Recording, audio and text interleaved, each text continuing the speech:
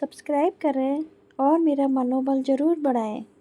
बाबूजी जैसे ही जूता पहनकर बाहर जाने को हुए, तपाक से बहू सीमा हाँफती हुई आई और हाथ में थैला थमाते हुए बोली, आप बाहर जा रहे हैं तो लौटते समय हरी सब्जियां ले आइए। पर बहू, पैसे पैसे तो नहीं लिए तो क्या हुआ? उनके हाथ में 500 का नोट पकड़ा दी सीमा। ठीक है बहू, आते समय ले आऊँगा।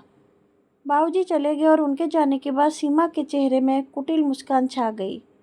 बड़बड़ाते हुए रसोई में जब देखो तब कहते हैं कि पैसा नहीं है, पेंशन को अपनी अंटी में दबाए रखना चाहते हैं। आते हैं ना, अपना 500 वसूल लूँगी। बड़ों की कंजूसी मक्खी चूसी का तोड़ है मेरे पास। बेचारे बाबूजी हाँफते हाँफते थैला भर सब्जी ले आए और डाइनिंग टेबल पर रखते हुए आवाज़ दे चाय मांगते हैं। सीमा चाय रख जाती है। चाय देकर बाबूजी की आंखें नम हो जाती हैं। चाय में दूध का नामो निशान नहीं था। छर छर पानी दिख रहा है। बाबूजी चाय को वहीं वॉश बेसिन में उड़ेल देते हैं। सीमा ऐसे अनेक चालबाजी अपने पिता जैसे ससुर के साथ खेलती रहती है।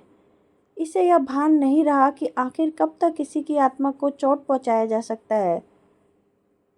बेटे को कुछ पता नहीं है कि उसके पिता को दुख दे रही है उसकी पत्नी। घर का किराया बाबूजी ही देते थे, बिजली बिल और दूध का भी पैसा भरते थे। जब भी कुछ ज़रूरी खर्च आन पड़ता उसकी भी पूर्ति करते। उसके बावजूद सीमा को ससुर का खाना पीना खटकता। बाबूजी साल भर का राशन पानी में चावल दाल और आटा भी खरीदते। बेटा विजय जानता है कि उसके पिता के लिए अनाज पानी का भरा होना आवश्यक है, इसलिए बाबूजी भंडार घर के बड़े बड़े कनस्तर में अनाज रखा करते। उनका कहना था कि घर में अनाज भरा पूरा रहना चाहिए, इससे माँ लक्ष्मी का वास होता है और परिवार फलता फूलता है। उनके लिए घर गृहस्थी के असल मायने हैं अन्न का भरपूर होना। कहते हैं कि माँ के गर्भ में शिशु का भरण पोषण अन्न से होता है।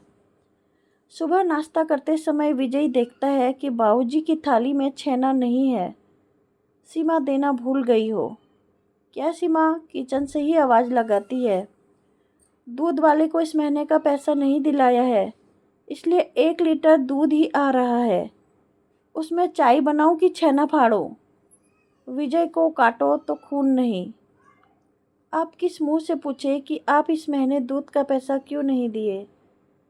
जानता था कि उसके पिता ताउम्र अपने स्वास्थ्य पर ध्यान देते आ रहे हैं। किसी दिन माँ से खाना देने में कोताही होती तो आसमान सर पर उठा लिया करते। आज वही बाप बेबसी और रोटी चबा रहा। दूसरे दिन से विजय खुद दूध लेते हुए घर आता और बाबूजी के खाने पीने पर ध्यान करता। सीमा यह सब देखकर मन ही मन कुढ़ती। एक दिन जली बुनी बोल पड़ी कि सारी कमाई बाबूजी पर लुटा दोगे क्या? रोज रोज का यही राग सुनकर विजय बोल पड़ा, बाबूजी के 1 पाव दूध में 1 पाव पानी मिलाकर देते शर्म नहीं आई? हद तो तब हुई कि उनको छेना भी देने में तुम्हें नानी याद आती है। तुम्हारा तिरिया चरित्र की उम्र ढल गई है प्रिय। जो तुमने किया है ना उसका हिसाब किताब होगा। बाबूजी ने मुझे सब बता दिया है कि तुम अव्यावहारिक और अमर्यादित हो। दूध का पैसा देते हैं बाबूजी, बिजली बिल और घर का रेंट भी पेमेंट करते हैं, तब भी तुम वृद्ध ससुर से सब्जी लाने को बोलती हो और घर के नौकरों को दूसरे काम में उलझा देती हो। 80 साल के पिता समान ससुर से काम कराते तनिक भी शर्म कर लेती। अतिशय दुख देने के चक्कर में भूल गई कि तुम उनके बेटे की पत्नी हो। सीमा शर्मसार होकर अपने पति और ससुर से माफ़ी मांगती है। अगर बेटा ठीक हो तो बहुओं की औकात नहीं जो कि माता पिता का आदर ना करे। नालायक बहू के कारण नहीं, नालायक बेटों के कारण आज बड़े बड़े शहर में वृद्ध आश्रम का चलन बढ़ता जा रहा है। छोटे छोटे गांव कस्बों में भी अपने भोजन की व्यवस्था के लिए माँ बाप को अपने बाल बच्चों के ऊपर पंचायत बिठानी पड़ रही है। दोस्तों, कहानी कैसी लगी ज़रूर बताइएगा।